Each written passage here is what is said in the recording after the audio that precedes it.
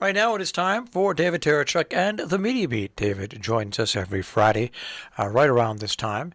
David is a PBS television correspondent reporting on ethics and belief. He has a terrific website, themediabeat.us, and we are fortunate enough to have David join us on a Friday morning and take a look at the Media Beat in general. Good morning, David, and Happy New Year. Well, happy to be with you, reporting in for the last time this year of 2021 from the media capital of the world, New York City, and joining the ever-alert Marshall. We often feature a bugle fanfare to celebrate some examples of excellence in the media, but this week, let's have what could be seen as or heard as the opposite of a fanfare, shall we? Yes. Should be coming up any second.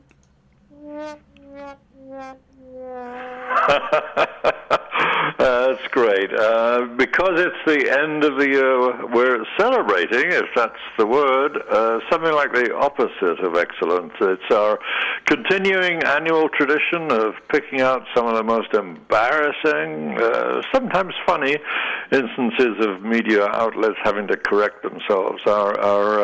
Our annual corrections and apologies special has, it's long been an excuse for us both to have some fun, but I guess the whole upsurge in fake news, genuine fake news, intentional fake news, the whole disinformation industry, I suppose, almost, has come up.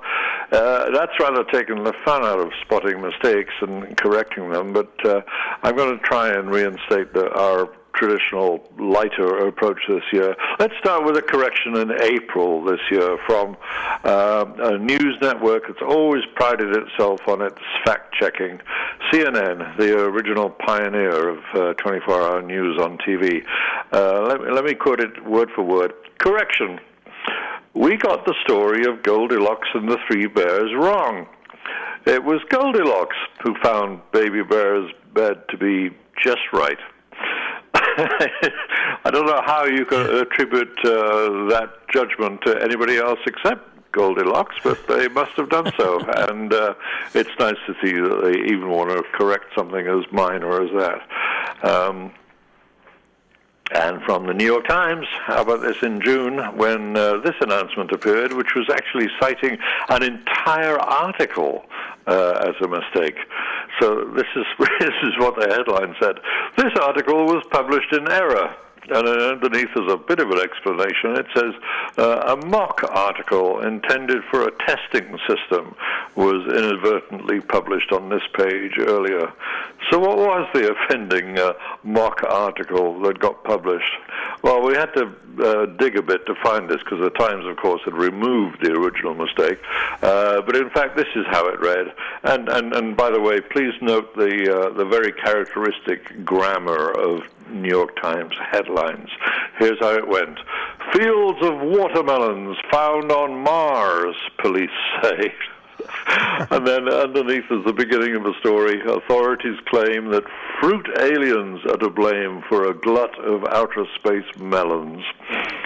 That was in the New York Times headline. That was on the New York Times website. Extraordinary. Just obviously a piece of private self-amusement by someone that went public. But in going public, it appeared, by the way, in the real house and garden section of the Real Time site. At least that part, the garden part, was appropriate.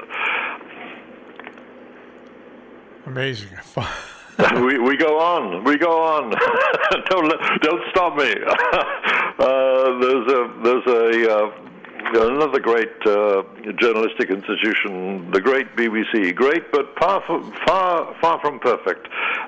Back in January, it felt it had to reconsider a headline that it put on its report of pop music producer Phil Spector dying. That was back in January.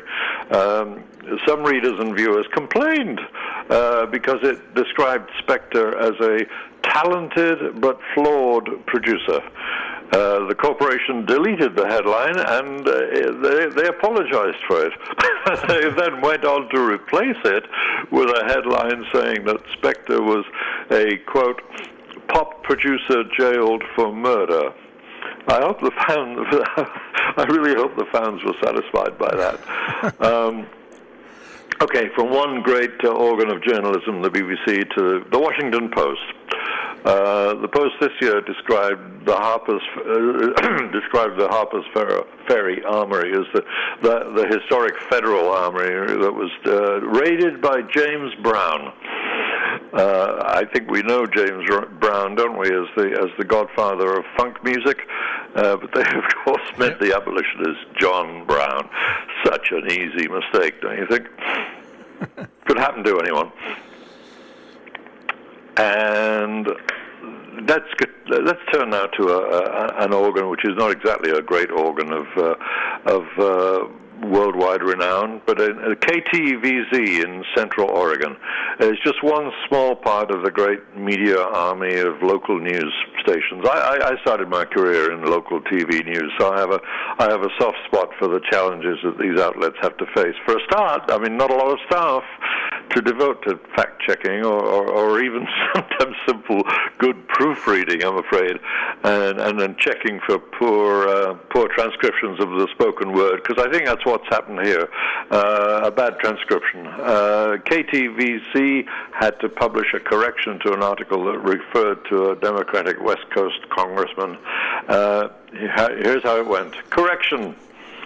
A previous version of this story misstated that Representative Ted Lieu grabbed a crowbar before leaving his office. He actually grabbed a pro-bar energy bar. That's too often, I suppose, in the days since January 6th Capitol riot. Such lines may not be so innocently amusing as it might have once seemed, but I think there's still just a ring of genuine humor about that, even though it's portraying an elected representative with a crowbar in his hand. Anyway, still on the West Coast, SF Gate, which was originally it was the website of the San Francisco Chronicle, is now independent of the paper, but it had to correct a story about an animal invasion of a human family's kitchen. Let me directly quote the correction in its full flavor, having been double-checked by a highly trained wildlife biologist, I'm sure. Here's how it goes. Editor's note. A previous version of this story stated that the bear is a brown bear. While it is a bear that is brown, it is not a brown bear. It is a black bear that is brown. The story has been updated to reflect this correction. So yeah, that's my review of other people's mistakes. Let's switch a little bit. I want to move from being pedantic, I guess, which is what we were. Let's just review we'll stop reviewing other people's past mistakes and return to our very current present times. But I still want to be pedantic about it, and I know you know that I like to be pedantic. Many American broadcast journalists, and it's a problem only for broadcast journalists, because this is about the spoken word, are repeatedly mispronouncing the Greek letter that signifies the new COVID variant. It's Omicron with a short O. It's not what TV and radio announcers keep hearing, and reporters too. They keep saying Omicron. That long O sound, O, is represented by an entirely different Greek letter, the probably much more familiar omega, which comes at the end of the Greek alphabet. We'll eventually perhaps get to an omega variant, but for now we're at Omicron, which is just about halfway through the alphabet. You know, if an alphabet is careful enough to have different letters for different O sounds, then I think we owe it to know the right one and to say it correctly. Okay, there's my pedantry done for the day and for the year. No, it's true, because I've heard among broadcasters myself so many different pronunciations of the virus, and it didn't really start with the latest edition, but it really is. You know, one thing the Associated Press always used to do on their wire is at the beginning of each day, And at the in the middle of each day, when they updated stories, they included a pronunciation guide. Yeah. A pronunciation guide for broadcasters. And, I used to laugh at that when I was a kid. I was, 19, 20 years old. But it was such a handy tool to have because it made you sound better. Of course. The whole point about AP and the other wires is that, in a sense, they are the voice of authority, and it's not a problem. We know this for the vast majority of journalists who have been with us as long as we've had news wires anyway, and possibly longer. The people in print don't need such guidance, and they can just type out whatever they want, and it sits on a page, either a paper page or nowadays a page on a screen. But those of us in radio or TV or on the internet version of video, we have to get the sound right, and it certainly helps to have guidance from someone who's taken the time to double check. I often think of as wire reporters and wire editors as the unsung heroes of journalism. They work in virtual anonymity most of the time, and they provide the backbone of our content. So let's hear it for them too as we end this year. Actually, I want to. I mean, it doesn't go so well with the lighthearted thing. The lighthearted tone I was adopting earlier about people's mistakes. But I do want to just note that someone of enormous moral stature was lost to the world this week, and I want to honor him and express some personal thanks for his help to me over the years. Archbishop Desmond Tutu died at 90 this week. As you know, I covered South Africa's long struggle to overcome white racist oppression, and he was very much a vital part of that fight. My recurring interviews with the Archbishop over the decades, he said we could call him, was something of a barometer of the country's very troubled progress towards eventual freedom. So, as the headlines are saying this week, Desmond Tutu, R.I.P. You look at some figures over history, they transcend news, and someone like Desmond Tutu, it's probably known in as many places as anybody in the world, the name, and what he meant and what he did. And there's very few people that attain that status. Very distinctive name too, and very short. He once said that he would never be a poet because he had the name Tutu, but he was a very good communicator. A lot of people have been drawing attention this week to his infectious giggle and his capacity for joy. That was certainly there.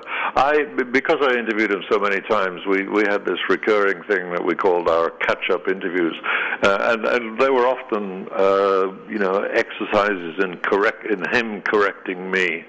So I got to see a sort of querulous side to him too. He could be pretty bad-tempered on occasions, but his bad temper was mostly kept from public view.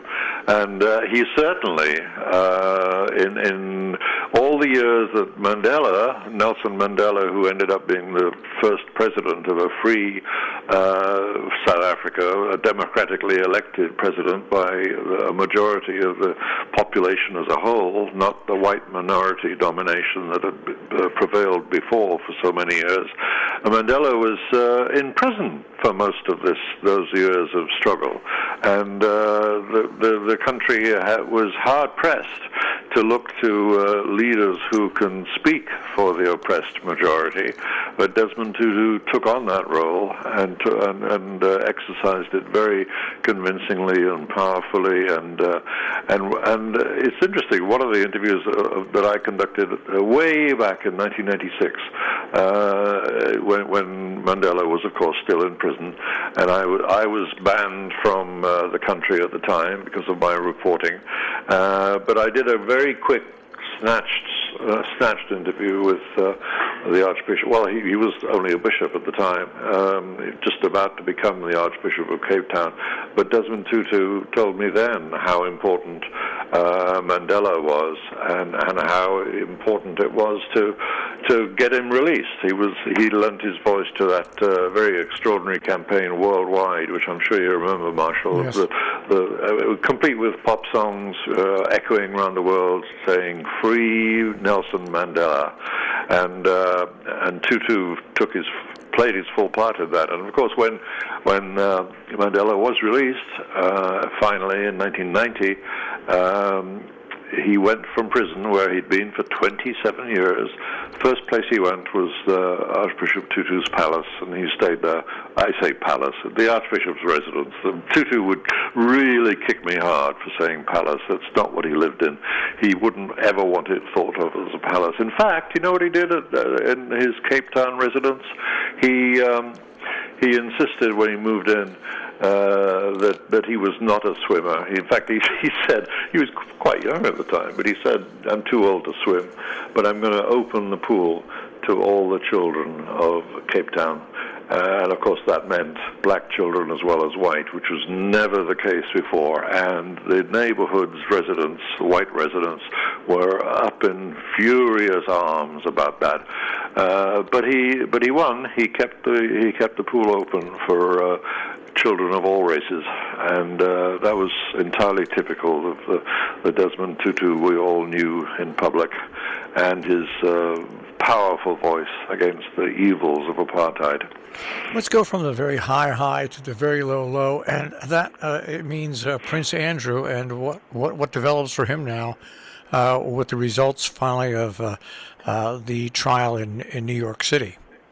Sure, the trial of Guillerme Maxwell, daughter of the corrupt press baron Robert Maxwell, of whom we could talk at great length, the man who apparently killed himself, maybe accidentally, but maybe not, by falling off his boat, his yacht, and swindling the pension fund of the newspaper group that he owned.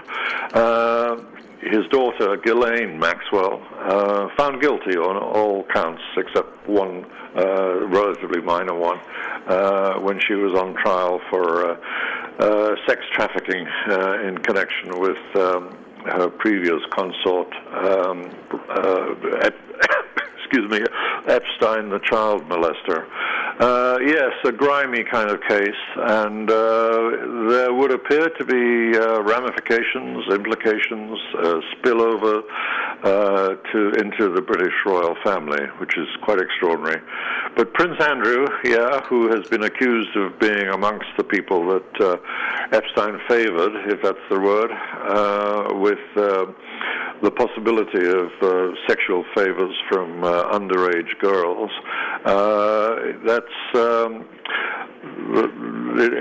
it's now come to the fore again, those accusations against Prince Andrew, which he attempted to deal with earlier this year by going on television and giving an open, what he thought was going to be an open-handed interview that cleared the air for him. That's exactly what it did not do.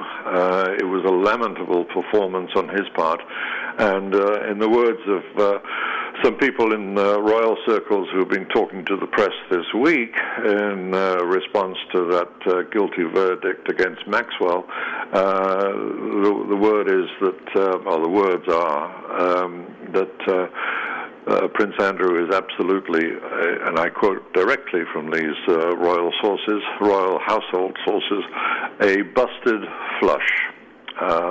So that's what seems to be the air around Prince Andrew at the moment. We'll see if there's anything that will actually happen on the legal front.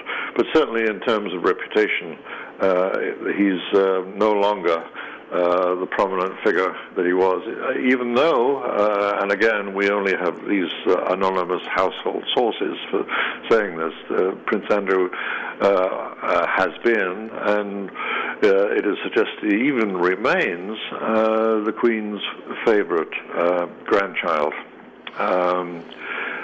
I don't know what to say about that. I think we'll just move on, shall we? Yeah, and one final story, Singh, is in March of next year we will have 2 full years of dealing with the COVID crisis. People should understand that in the Chinese city where this all began, more than 13 million people have been ordered to stay once again at home. There's not enough food. This is a crisis that now is an ebb and flow crisis, which is more flowing than ebbing, even though it appears the latest variant is a lot less likely to kill you but make you sick.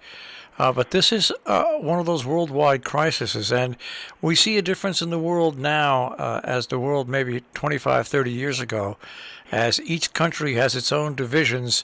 And so as a worldwide pandemic, this can't be dealt with like pandemics used to be dealt with in the past. Right. One thing that tackling a worldwide problem like a disease, which of course has no respect for national borders, is that you need unanimity to effectively counter it, and we don't get that neither within countries nor, it seems, within the community of nations either.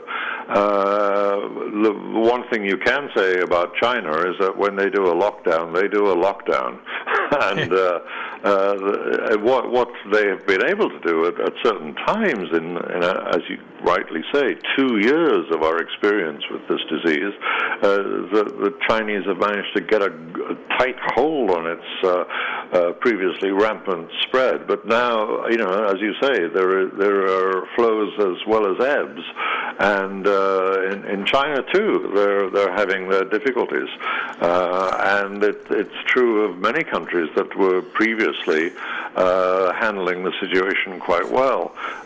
Certain countries in Europe fall into that category now. Britain, which had my old country, home country of Britain, which previously had a slow,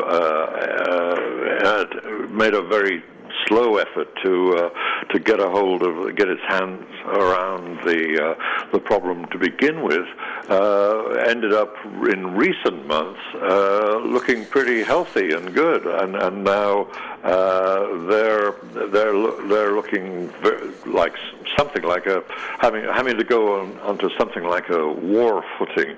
In fact, that phrase was used by the head of the National Services, the National Health Service in Britain. Remember, you have a socialized medicine if you are happy with that label in Britain, the National Health Service, ever since the late 1940s, and its main spokesman on infectious diseases was saying our Britain's equivalent of Anthony Fauci, in other words, was saying that we have to get, in fact we are now on, he said, a war footing.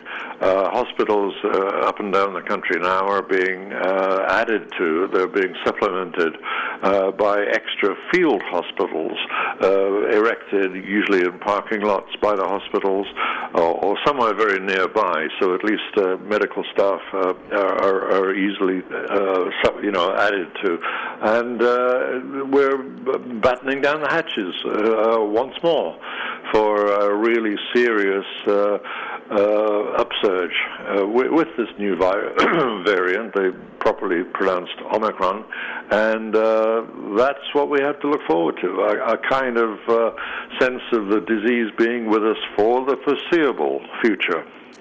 Well, it's been a hell of a year, David. I can't wait to see what we will uncover and find out in the next year ahead. Who knows, but we'll be reporting on it, won't we? We certainly will, David. Have a happy new year, and we'll speak to you next year. Same to you. See you then. Take care. That is David Tereshchuk with The Media Beat here on Robin Hood Radio. Of course, you can find David at his own website, themediabeat.us. That's themediabeat.us. Plan to purchase 3 million